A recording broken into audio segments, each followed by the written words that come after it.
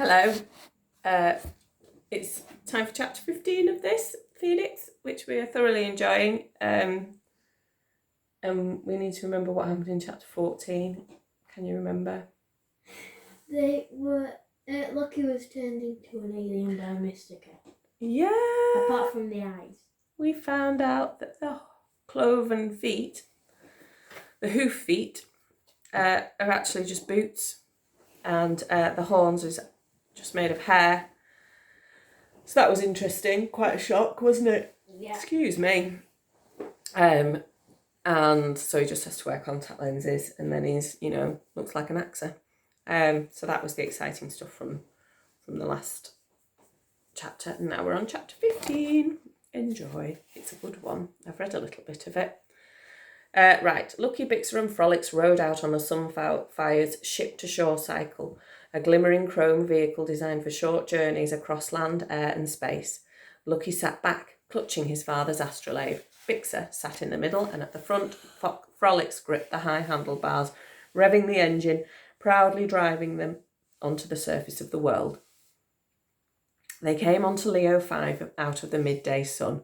Around them, starships rose and fell in orderly lines, their wings gleaming in the golden light. On the comm, they could hear subspace stations full of chatter, the crackle and buzz of communications, and the non-stop whirl of activity in the world below. It was a relief to get going. After everything Lucky had been through, it felt good to breathe fresh air again, to feel the wind on his skin and sunlight on his face. He drank in the sights and sounds eagerly, relishing his first new world. And Leo 5 looked dazzling. The streets were drenched in rich golden light and lined with tall buildings all lit up from within.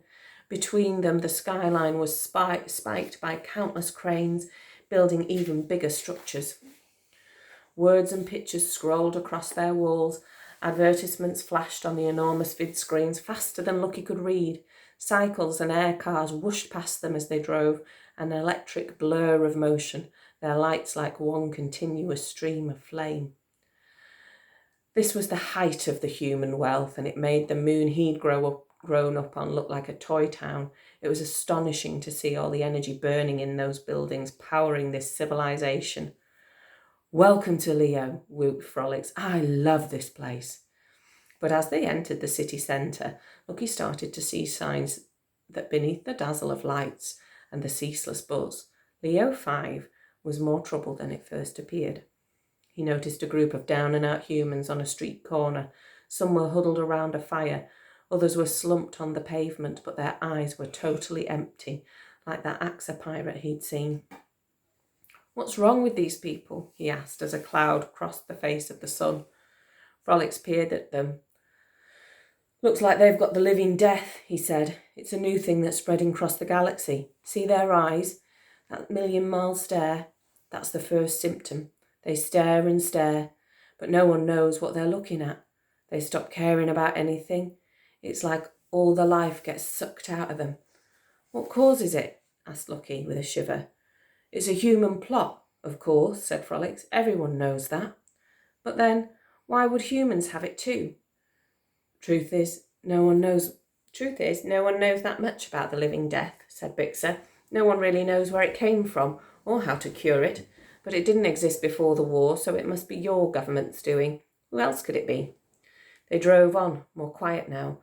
But on the next corner, a man in a crumpled suit was shouting into a megaphone. "The end times are near," he proclaimed through his crackly loudspeaker. "The end of all worlds. Repent and be saved.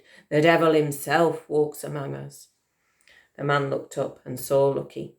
His eyes widened, and he was about to say something more, but before he could, Frolics gunned the cycle and sped away. "Who is he?" asked Lucky. He felt so self-conscious about his disguise. He scratched the base of his horns. It itched having his hair braided like this. The air was beginning to feel tight and humid, as if a tropical rainstorm might be on the way. "Don't worry, kid," said Frolics. "They're just crazies. You get 'em on every planet. The end of all worlds, like that could ever happen." They sped on in silence, past grand mansions half hidden behind high gates. They passed opulent shops guarded by uniformed doormen. They drove down the streets lined with restaurants, tables spilling onto the road, crowded with people, eating, drinking, talking and laughing. Lucky couldn't understand it. How could they be like that when there was a war in space, when the space wall loomed over them all in the sky, and when there were people in the very same city suffering from the living death? "I'm not sure I like this place," he said, turning his collar up at the rumble of thunder that shook the sky. "It was different before all the troubles. There used to be a good spirit in this world. You'd even see Axa and humans together here," said Frolics. He slowed the cycle as he spoke. At the top of the road ahead, the way forward was blocked by a big crowd of people. They were marching in step with each other, chanting as they marched. Lucky's senses filled with the crunch of their shoes and the rhythmic sound of their chants. "What's going on?" he asked nervously over the noise. He kept his head down, but Frolics and Bixer were staring at the crowd, trying to figure out what it was. "Oh, look," said Bixer, a smile spreading across her face. "It's a protest march." And now Lucky saw the people were all carrying flashing banners with slogans like "Stop the War" and "End the Killing" and "Bring down the Wall." One of them even said, "From the stars we all come." The crowd was mainly humans, but he was amazed to see some Axa among them, their horns glittering in the stormlight. "See," said Frolics, "there's still some of that old spirit left. Let's get a closer look." "No, Frolics," warned Bixer. "Let's find a quiet back street where there are no people. It'll be safer." "Safer," scoffed Frolics, muscles rippling. "Come on, Bixer, live a little." "I'm just saying, they could be at that march." "I ain't scared," crowed Frolics, diving right up to the edge of the crowd. "I ain't scared of anything." More and more people were marching past on all sides, filling the street. Frolics cruised among them as the first of the raindrops began to fall. There was no way back now. They were becoming part of the crowd, swept up in its flow. "You ever hear about these marches, Lucky?" asked Frolics as he steered the cycle deeper into the throng. "They ever mention them on the news or in your school?" "Never. It's what happens on every world. Ordinary people protesting against the war. Not that the government listens." At the top of the road was a stone monument. It was carved with names and garlanded in flowers. Beside it, a man on a platform was making a speech. Lucky caught only a few words. "Died in vain," the man was saying. "And you're all here because you've had enough of war. You're here because you believe this is how things could be. Humans and Axa, side by side." Everyone cheered, and another chant started up. Lucky's skin tingled with the quickening rain. It felt incredible to be part of such a great flow of people. He was swept up in the rush of it, in the huge crowd, marching, chanting, together, united. It gave him goosebumps on the back of his neck. And then his neck stiffened, because now it seemed like parts of the crowd were being blotted out. Like the air was somehow darker, thicker in those parts. He looked closer. Oh, no. There were shadow guards in the crowd, moving stealthily through it. They were pulling people out of the flow onto the roadside. One of them dragged a woman aside and held his hand up to her face. The woman tried to back away, but the other shadow guards held her there. Fingers of darkness reached out from the shadow guard's hand and probed at the woman's eyes. They went right in through her pupils. Then the shadow guard pulled sharply and ripped a stream of bright images from her eyes. "What's he doing?" gasped Lucky. Thunder shook the sky above their heads. Ripping her brain scan," replied Bixer. "That's how they get the information. They rip the entire contents of your brain, whether you want them to or not." The images were pouring out of the woman's eyes, shimmering and sparkling in the shadows. Her thoughts, her memories, her feelings and dreams. The shadow guard was taking them all. The woman screamed and slumped to the ground, writhing in the rain. The edges of the crowd began to break up as people saw what was happening and tried to get away.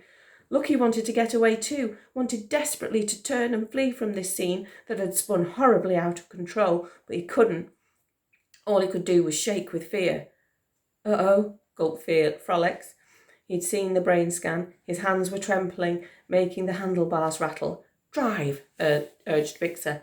But Frolics seemed unable to drive. He stalled the cycle and he couldn't start it up again. He was shivering. His great horns were wilting in the rain. "Frolics," hissed Bixer. "By the 12 Astraeus, drive! We'll get pulled up if you don't." "I'm trying," muttered Frolics as he failed again to restart the cycle. Bixer's needles blanched the palest white, and then, without warning, a shadow guard was in front of them, blotting out the world around them. "Stop, right there," he ordered, in a voice that Lucky felt in his bones, and in his mind he was right back in Phoenix Spaceport, on the flight tower, with the shadow ship bearing down on them, on him and his mother. But she wasn't there to save him this time. All he had was this flimsy disguise. "Show your ident," commanded the shadow guard, as Frolics pulled the cycle from the side to the side of the road. Got it right here," stammered Frolics, handing his card over. He was far bigger than the shadow guard, but his size counted for nothing before such power. The shadow guard scanned the ident. "What are you doing in an anti-government march?" We," mumbled Frolics. "We're on the crew of a civilian ship, loyal to the government," said Bixer, interrupting imperiously. "We're on shore leave. We had no idea that there was a protest march today. We were just shopping in the famous market, but we got caught up in this stupid crowd.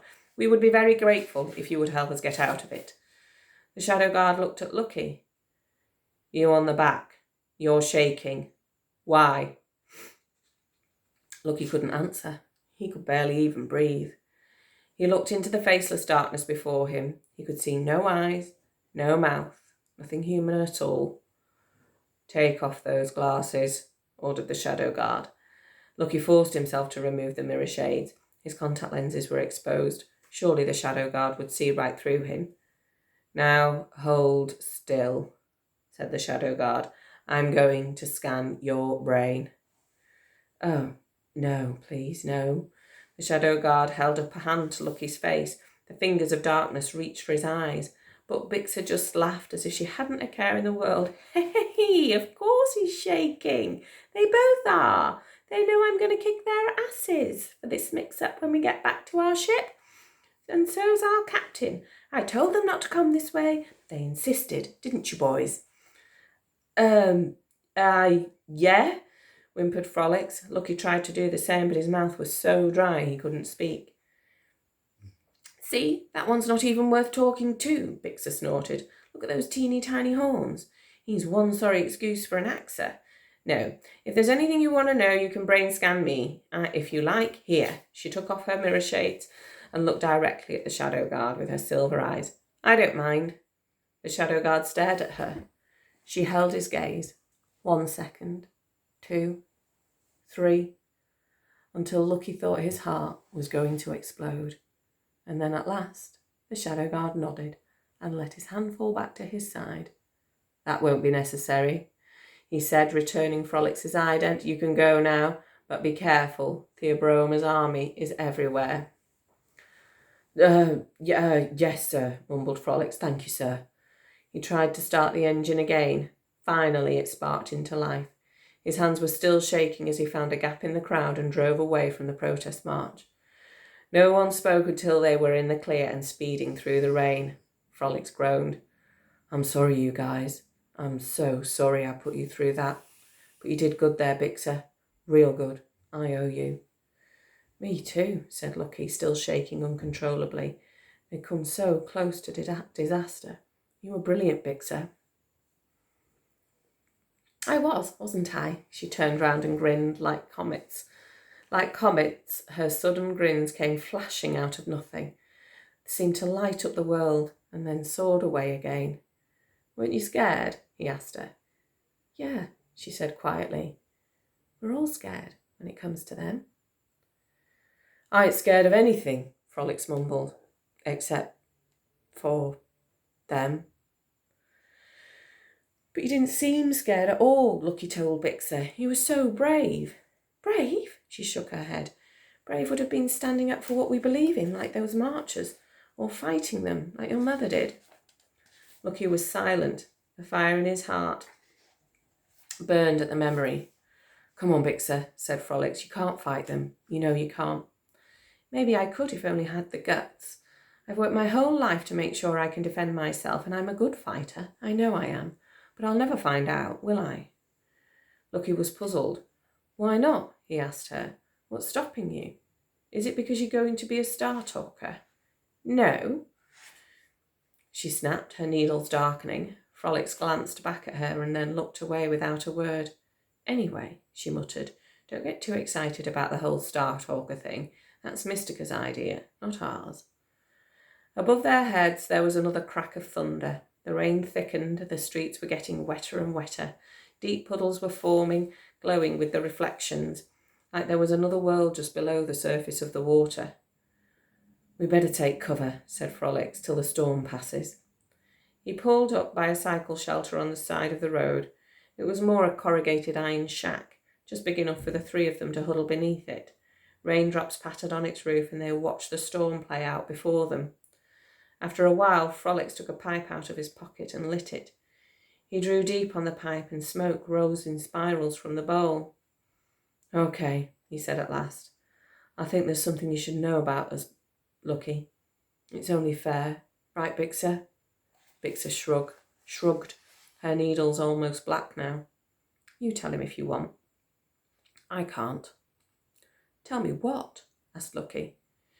Frolics took another deep drag on the pipe. The shelter was full of smoky scent now, as well as the storm smells of rain and wet leaves.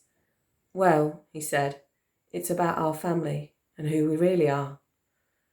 Your brother and sister, right? Said Lucky. Course, said Frolics. And Mystica and Nox? They're your parents? They're our grandparents, said Frolics. He exhaled with a sigh. Their daughter, Joxy, our mum, well, there's a reason why you haven't met her, or our dad. See, back before the war, before any of us were born, Joxy went travelling through the worlds, and on her travels she fell in love with a human, a man called Jonathan. Jonathan, said Lucky. Outside the shelter, raindrops were rippling the surface of a puddle. Mystica mentioned that name. She said my contact lenses were his. Yeah, Frolics looked away. He needed to disguise himself, because not everyone liked to see an Axa and a human together. People said it wasn't natural. Some people even thought they were a different species. But that's not true, and the proof is Axa and humans can have kids together, just like our parents did. Jonathan's your father, said Lucky. Your father's human. Amazing, isn't it? Said Frolics, his eyes glinting blue in the shadows of the shelter. We look Axa, like our mother, because the genetic line always follows the mother's side. But the truth is, we're half Axa, half human. Lucky couldn't help grinning. So you're groundlings, he said. You're like me. Don't push it, said Bixer as the rain streamed down. We're both, and we're neither. But what difference does it make? To humans, we just look alien, so we're treated like aliens.